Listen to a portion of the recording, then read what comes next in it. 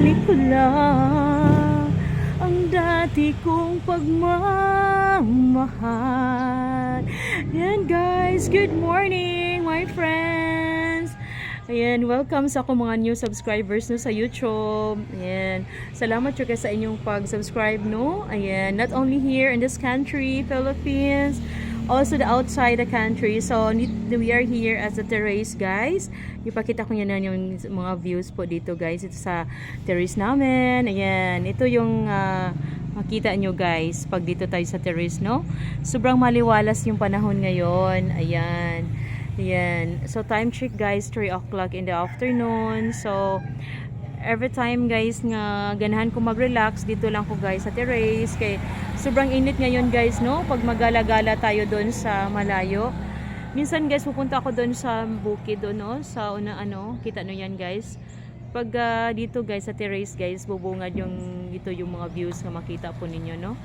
So sobrang init po dito ngayon. Ayan. So wala ko ibang sabihin kundi magpasalamat man lang sa mga suporta po ninyo even though seldom na juga ko maka-upload but I try my best na mag-upload ako palagi guys para sa inyo. Ayan guys, magawa kami na magluto kami ng asawa ko.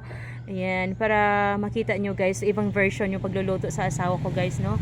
Gusto ko naman yung mga authentic yung lulutuin ng asawa ko guys no. Kasi mahilig kasi siya magluto guys eh. Ayan, so medyo busy lang siya ngayon. Sana makaluto siya. Ayan, so dito yung terrace namin guys. Ayan, kita nyo yan guys. Yan, dito lang ako mag-content guys, no? Kasi hindi ako payagan sa asawa ko guys na mag-content doon sa malayo kasi sobrang init yun guys eh. Ayan. So, delikado guys kasi may edad na po tayo. Hindi pwede pagala-gala tayo, no? Especially na udto jud no? Hindi jud pwede. Do kailangan kumugala ta early in the morning. Ayan, inana lang for dili jud ingon nga always jud guys, no? So, kumusta inyo pag-content guys, no? So, meron kaming mga tanim dito guys sa baba. Kita nyo yan guys, yung mga halaman ko dito. Ayan guys, oh. Yung century. So, sobrang init ngayon guys. Po, dinidiligan ko yan. Palagi. Kasi magalit yung asawa ko. Then, sa kapitbahay din namin guys. Sa kabila, meron din siyang dwarf coconut. Kita nyo yan guys. So, maliwalas lang po yung panahon ngayon guys. So, I love yun po yun din sa probinsya guys. Kaya nindot kayo din sa probinsya. Kay Bugnaw, yun kayo no?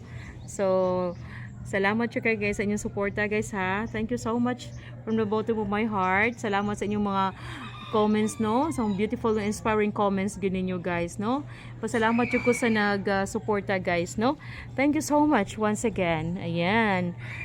Alright. Bye bye guys. God bless.